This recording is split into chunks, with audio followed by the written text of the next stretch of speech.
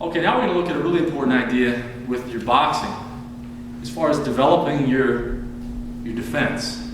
What often people do is they'll train single movements. Like for example, I'm standing here, he jabs, and I parry it. And I may follow up attack, but as far as my defense goes, I'm just doing single motions, like parry his jab, or he throws a jab and I slip it. He throws a cross, I may weave under, or he throws a cross, I may block, or he throws a cross, I may be outside. So people do single movements like this, and that's okay. But it turns out that he doesn't just throw single punches; he throws combinations. So what you develop in response to that are defensive combinations.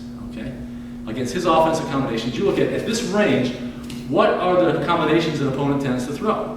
1-2, 1-2-3, 2-3, 1-1-2. And what you do is you develop reflexes, or I should say muscle memory, for combining your defensive motions so that you're anticipating that next punch pretty much as he's throwing it or before. So what this means is, instead of just thinking of each punch he's throwing by itself and then responding to each single punch, there really isn't time to do that when he's throwing full speed. So what you want to do instead is you want to deal with the 1-2 as a unit, and you respond as a unit. He throws 1-2, parry, boom, all right? So I already know this range, because of the range, those are his options. Those are the punches he can really throw.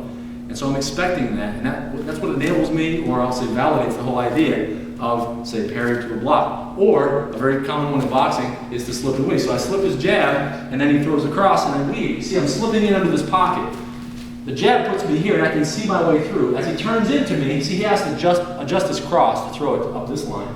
And I can come right under his armpit. It's looking nice and close to follow up with my hook, and so forth. So from here, it really pays off to have a slip into a weave, or to bob even really far forward and come under, depending on what you're doing. If you're just boxing, it may be different from if you're fighting or training MMA, or for that matter, training kickboxing, Muay Thai, where you're watching out for knees. You'll be a bit more careful about weaving, but you still develop those combinations. Here's another one, where he throws a jab, I parry it, and then I'm slipping outside of his cross in anticipation of throwing my hook or weaving.